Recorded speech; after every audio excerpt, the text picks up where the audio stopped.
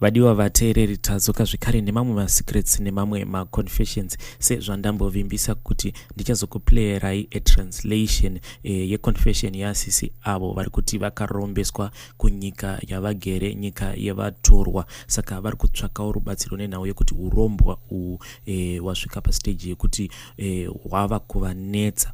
And also, if you still remember, kune vamwe mukoma vaya vakati vakafukunura mabhonzo, then mabhonzo emunhu paguva, vakabva vaenda nemabhonzo aya kuMalawi, vakazotumira voice note vachirondedzera kuti chii chakambonyatsokuitika. I'll also play that voice note. Regai vatapinda mumaconfessions edu emuzuva ranhasi. Hanzi makadii mukomanashi? Inini ndiri murume ane makore 45 ekuberekwa. Ndiri munhu wekuti ndakakura ndisina kana chii zvacho, ende kubva ndichikura kusvika muzuva ranhasi ndiri munhu wekuti ndinongofarira kufambidzana nevakadzi vechidiki, especially from 18, 19 kusvika pa20 years. Handitombozivi kuti chii chinomboitika pandiri, ende ndikangofambidzana nemunhu kana kungoti ndikangogara naye kwechinguva ndinobva ndava kutonzwa kuti munhu uyu ndava kumusema. Saka kufambidzana kwandaita nevanhu ava vakadzi vechidiki zvakazokonzeresa kuti ndive munhu wekuti chese chandinenge ndashanda ndinenge ndichingopa magirlfriends, nenhau yekuti ndaiva nemagirlfriends ainge akawandisa, and most of them vaiva vana vadiki, so there were so much demanding zvekuti ndakazosvika pakukwereta mari muzvimbadzo ndikatadza kubhadhara mari idzodzo, nekuti at that time ndaishanda as a security guard. Zvakazokonzeresa kuti nditange kuba pabasa. Madhiri andaiita ndeyekuti kana ndikagadha papremise ndaibva ndatarisa kuti ndechipi chinhu chekuti chinokwanisa kutengeseka. Kana ndikaona kuti apa pabasa apa tinokwanisa kuba chakati chakati, ndaibva ndaorganiza nevamwe vakomana vandaiziva vaiita zvekuba muHarare imomo. But later on ndakazosungwa ndokubva ndatorerwa certificate rangu reugard. Pandakazobuda mujeri ndakatanga kutambura zvisingaiti. I later then moved back to Bulawayo. Bulawayo ndiko kune ma-cousin brothers angu. Nichisvika kuya I discovered kuti ma-brothers angu vaitoita zvema-armed robberies chaiko, kubira vanhu motikari. Motikari idzi dzaizendanotengeswa kuZambia nekuMozambique. Ininiwo semunhu ainge achangobuda mujeri, ende zveshuwa jeri rainge rakandirwadza zvisingaiti, I promised myself kuti izvi zvechimbavha ndombozviseta aside. So mistakenly one of my cousin brothers akati akadhakwa nerimwe zuva ndokubva atanga kundiudza nyaya dzake dzose, ende cousin brother yangu uyu ndiwo waitova unhu hwake hwekuti kana akangodhakwa anotanga kutaura nyaya dzake dzose. Akabva atanga kundiudza kuti ivo vakaenda kucholocho,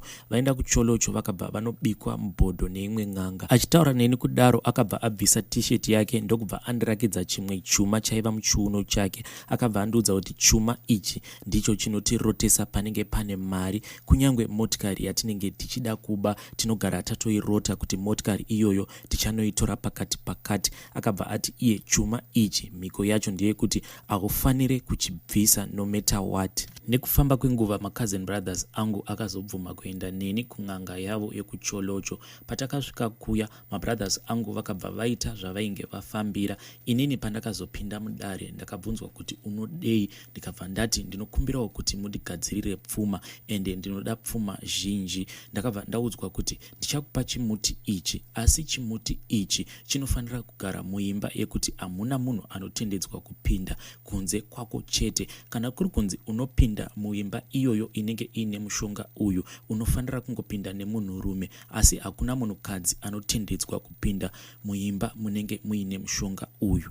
Dambudziko rakaitika nderekuti sekuru ava vaitaura very fast. Chinhu chandakangobata ndechekuti vakanditi kana ndasvika kumba handifanire kurara ndisina kutenga tsvimbo nemucheka wered. Saka ndakati ndasvika kuya ndakabva ndaita zvandainge ndakaudzwa, ndakaenda ndikanotenga tsvimbo. Ndatenga tsvimbo ndikabva ndatenga nemucheka wered. Ndasvika kumba ndakatora tsvimbo iya nemushonga uya ndokubva ndazviputira mukati mejira rered ndokubva ndarara zvangu. Mangwana makuseni ndakamuka ndikaona kuti mumba mandainge ndakarara mainge muine mushonga. Chinhu chakandinetsa, ende chinonetsa kuti unyatso kuexplaina kumunhu wekuti asati ambosangana nazvo. Panzvimbo yemushonga uya wandainge ndakapiwa painge pava nehari. Mukati mehari umu mainge muine gonzo nekamwe kamuti kainge kakaita kadiki, but kamuti aka kaitota sekunge muti muhombe, kaitova nezvose mashizha ainge akaita green. Pandakaona gonzo riya ndipo pandakabva ndarangarira kuti ndainge ndakaudzwa nasekuru vaya kuti kana ndikasvika mushop yanenge ndichida kutorera mari ndinofanira kugogodzera tsvimbo yangu pasi about 3 times, then usiku hwose gonzo iri rinenge richienda kushopu ikoko richinotorera vanhu ivavo mari yavo ichiuya nemari iyoyo kwandiri. Ndakaenjoya upenyu ende handina mhando yemukadzi wandisingazivi. Mukomanashi ndichikutumirai meseji iyi ndichangobva mukushayikirwa neumwe mwana wangu uyu akazoshayikira kumpilo. Chakangoitika paari ndechekuti akangomuka akarumwa negonzo mumakumbo ndokubva atotanga kurwara very serious. Inini wacho pandiri pane zvimwe zvinhu zviri kuitika zvandisingakwanisi kutaura pamhepo, nenhau yekuti kana zvinhu izvi ndikazvitaura vanondiziva vanobva vangoziva kuti ndinhingi ari kutaura. Ndakambozama kudzokera kucholocho kuya ndikanoudza n'anga iya kuti zvinhu izvi zvapanduka, but iye akabva anditi handikwanisi kugamuchira zvinhu zvako nenhau yekuti ndinoda muripo, but kuti undiripe hazviiti nenhau yekuti mari yauchandipa imari ine ropa mukati. Tsvaka mari isina ropa mukati ndinokwanisa kubvisa zvinhu zvako izvi. Mari yandakachajwa kun'anga iyi ndakangosiya hangu ndavaudza kuti sekuru mandiuraya zvenyu, nenhau yekuti vakandiudza kuti vakwanise kutora zvinhu izvi vanoda ivo 15,000 US, ende mari iyi vakati ndinofanira kuuya nayo iri mari isina ropa mukati. Vakati kunyangwe ukakweretesa mari kuti azokukwereta mari iyoyo ndinozviona kuti mari yako imari ine ropa ende handiigamuchiri. Mukomanashi, please post for me kana kuine anokwanisa kundibatsira ndichange ndichitevererawo mucomment section. Ndiyo confession yakatumirwa namukoma vedu ava. The following voice note that I'm going to play for you, it's a translation ye voice note yatambo player in our previous episode. Nenhau yekuti tikuda kuti sisi ava vakwanise kuwana rubatsiro nekukasika because zviri kuitika zvacho zvakangooma. So let me play the voice note for you. Hai mukomaneshi, ndinotenda kubvuma kupostawo confession yangu. Just kuti confession yangu ichazopostwa nenyaya kuti ndiri kuda rubatsiro. Chakaitika ndechoti 2 years back ndakajoina group yekuromba muFacebook. Saka ndakati ndajoina group riya rekuromba muFacebook ndakasangana nemwe musikana, asi musikana uyu ndofunga aiteverera maposts angu. Saka achiteverera maposts angu akati please inbox me. Ndo pakundi inboxa paya ndo pakati iko kwandiri ndoda kukubatsira, akandisira namba dzake dzepaWhatsApp. ndobva andisindira namba dzake dzepaWhatsApp zvikainga titaure panamba dzeWhatsApp. Pandakataura naye paWhatsApp ndobva tiko uri serious here, do you keep a secret? Ndobva ndabvuma zvikanzi tsvaga 2000 ndikuindise kune imwe nzvimbo kuMpumalanga muSouth. Ndopandakati ko handina 2000. Ndobva atiko saka kana usina 2000 rega nditaure nen'anga yacho kuti is it possible kuti ndingakubhadhara here, cause aitiko iye kuti angandibatsira. Ndobva ndabvuma ndikati it's okay since ndandichida rubatsiro. Ndobva ifonera n'anga yasvika iko hai paripo kana uchida kumubatsira. Saka takasvika kuMpumalanga uko kun'anga yacho ndopakatanga kupinda musikana akataura naye. Ndo pandakanzi ndipinde ndobva ndasvika ndikanzi unoda chii? Ndobva ndatiko ndiri kuda chii? Ndiri kudawo muti wekuti ko zvinhu zvangu zviite, zvinhu zvangu hazvisi kusangana cause ndiri kudzingwa chero nemadlandlord. Ndopavakandibvunza kuti unodei. Apa sisa ndafamba navo vakandiudza kuti ko uvaudze kuti ko unoda chigubhu chekuti ko wochengeta chiri easy nokuti hachizi chinhu chinorarama. Unongokumbiravo mvura yekuti kana uchigeza mablesa ungokuzarira. Seizvozvo ndo zvandakaudza ndikakumbira chibhotoro ichocho.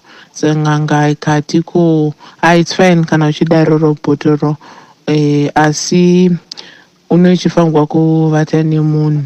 Wobva wandiudza wavindivigira maspems anopisa. Pakundivigira maspems anopisa aya ndobva ndabvunza kuti ko ndozviita sei since ndiri pano. Ndobva kwanzi zvina basa ndogona kuti ndivate neweni. Pakuvata naye paya ndo nditore chidhende ndikapukuta. Pandakapukuta ndo pandanzi nditore dhishi riya raiva nemvura, mvura yakaita tsvuku. Ndo paakasanganisa mubhoulu racho imomo ndokuisa imwe mishonga yaakaisa mukati imomo. Ndobva tora chibhotoro chiduku duku chakafa ndokuchera mvura ndokuisa mukati ndokundipa. Asi akaisa mimwe mishonga handisina kana kumbowisisa kuti ko ndechii. Ndobva atiko chirega ndikubvunzire kuti ko zvaita here. Ndobva atiko hai zvabvuma. Ndopanditora ndopaakatiko nditore gaba riya ndokundiudza kuti ko marules egaba iri ndori kuti ko unovata nevanhurume through anal sex. Saka ndakabvumawo semunhu ari desperate cause chachiri chinhu chandandisingazivi ndisati ndamboita. Saka ndakaona tiko kana ndichida kurarama ndofanirwa kuzviita izvozvo. Saka akati kana ndichisvika ndosvika ndoisa gaba riya pazasi pamubhedha wangu ne200 rands pazasi pemubhedha, ndotomeka shot hapana munhu anozvibata. Ndobva ndorivudza gaba riya tiko ndainda ndikanokutsvaga nenyaya yekuti ko ndoda kuti nditsvagire varume vane mari. Ndikaita seizvozvo, ndaita seizvozvo. The following day pandakamuka ndakawana mune 25,000. Ndopandakafona kuti ndawana 25,000 kun'anga iya ikatiko zviri raiti, ndiyo mari yako yesidati kuti uzvichengete zvakanaka, upfeke udii nokuti maplesi anoda vanhu vakanaka vanopfeka zvakanaka. Ndakatora mari iya ndikaenda kushopping kumall. Ndaenda kumall kuLinmeyer ndakati ndichisvika ikoko, since chibhotoro chiya ndaifamba nacho muPS ndakafamba nacho. That was the following day ndichibva kun'anga uko. Saka ndakati ndaenda ndobva ndasangana nemumwe murungu uya akati I'm interested in you, can you be my sex partner, kuti kudi. Ndobva ndabvuma since ndaiziva kuti ko ndo zvinoitika. Ndobva ndabvuma. Asi pandakasvika paya akasvika akati ko we have to have anal sex. Ndakangobvuma but since chava chiri chinhu chandandisingazivi ndisati ndamboita zvaitonetsa zvichitondirwadzira. Ndobva ndabvuma. Ndobva ati ngatingozviita but next time zvezvava better. Tati ndapedza ipapo ndobva andipa mari, akandisira mari akaita 15,000. Andisira 15,000 mubhenga. Ndakamupa madetails angu. Mari yakatransfer ndakanoiwana pazasi pemubhedha pangu. Ndopandakafona kun'anga yandikaivhunza kuti ko chii chiri kuitika. Ndobva kwanzi ko ndo zvine zvichiitika kuti ko mari chero akaisa mubhengi, mari yaine ichipinda pazasi pomubhedha. 200 rand yainogara paya ndiyo inodhonza mari ya. Ndakakontinua mukomana ashine nyaya iyi manje I think this last year muna October. Bhotoro iri ndati kana ndakaritarisa ndoona soti rinofema, rine richifema bhotoro iri. Ndakafona ndikabvunza zvikanzi ko riri right bhotoro iri richava right, it's okay. So ndakati ndichitarisa kuti ko bhotoro iri riri kufema. Saka kana every time ndisina kuenda ndinoriti kana ndakaritarisa ndinoona sekuti ko mune munhu mukati, asi munhu ane mwana wangu achichema ropa. Saka ndaneta nekuvata nevanhu. Saka ndongovata nevanhu chero 5 kana 6, chero vasingandibhadhari, asi ndichiziva kuti ko mari iya ine ichiuya. Ndakati ndichiti ndoda kuidzosera, gaba riya ndobva varamba zvikanziko izvezvi vava right, vava nelife, vava nedzimba, vava nemateksi, vauda kuridzosera hazviiti because this bottle is connected to you. Saka chinonyatsondinetsa mukomanashi ndechekuti ko bhotoro iri kandakaritarisa rine kanenge kavision kekuti ko ndendichiona soti ndakatarisa mwana uyani achichema ropa handi. Saka ndakufunga kuti ko every time pandee ndisina kuenda riri kuda kuti ritore mwana wangu, bhotoro iri rava kuda ropa.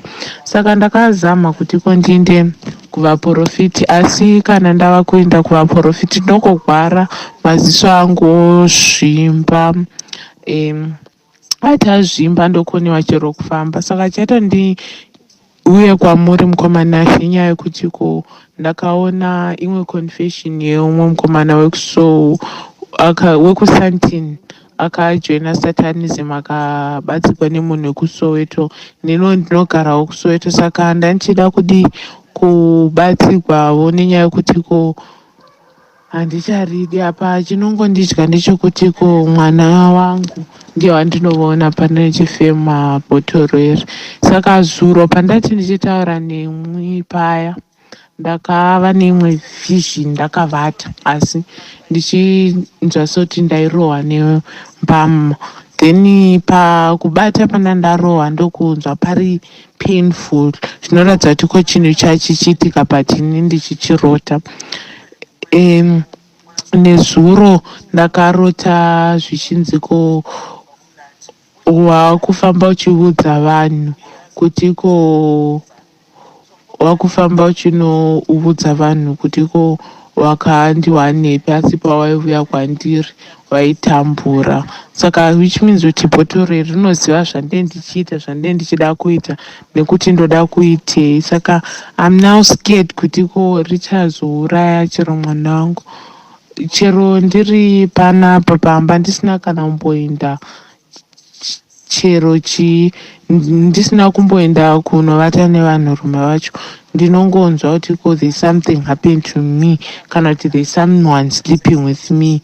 Chero ndikadi 2 minutes ndichitofila zvinhu zvacho zvichitoitika kwandiri. Mari yacho ndandisingatomboishandisi kana kudii nenyaya yekuti handichaidi. And mukomanashi please help me, ndotoda help. Mari iyi ndasachatomboishandisi nenyaya yekuti ndotoona bhotoro iri richidochema ropa asi picture yairi yemwana wangu. Saka ndototya kuti ko ndikatoishandisa mari mwana wangu anopedzisira afa. Please help mukomanashi. I want to thank one of our dear sister vakabvuma kuti vaite a translation of this voice note nenhau yekuti the original voice note was recorded in Ndebele. Saka tiri kuda kuti sisi vedu ava vakwanise kuwana rubatsiro pazvinhu izvi zviri kuvatambudza. Kana kuine vanokwanisa kuvabatsira, please inbox me tuone kuti shuwa vabatsirikana.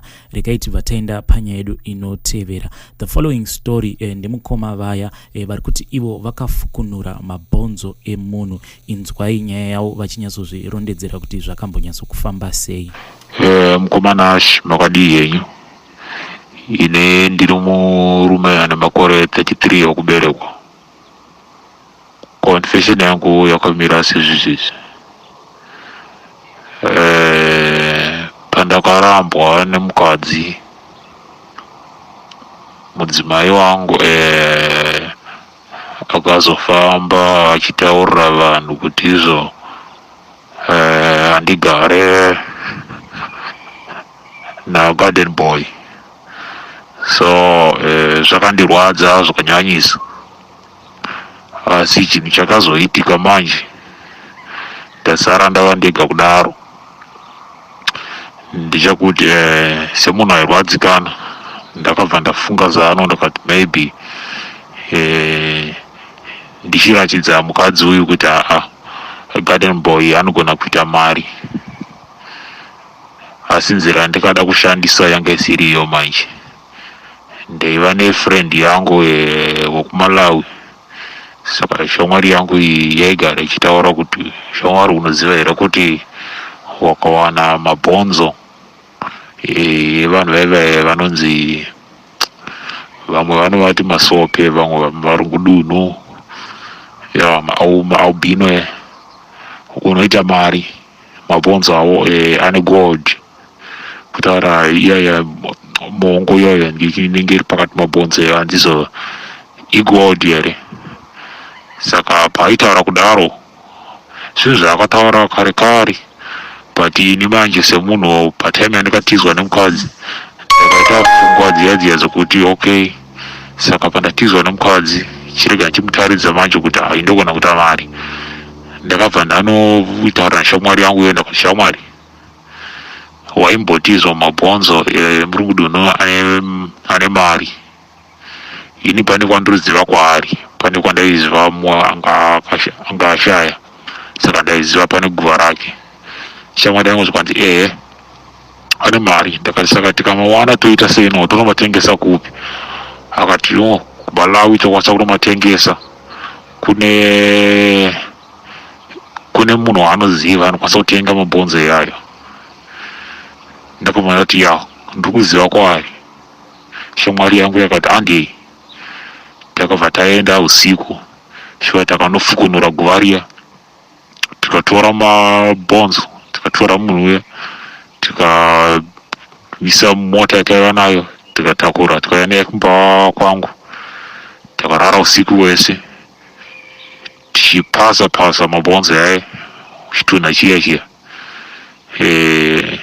ndokunyatso kuchirepa neplastic zvakanaka senge zvatinoita kana tichitumira zvinhu ziyana malaicha.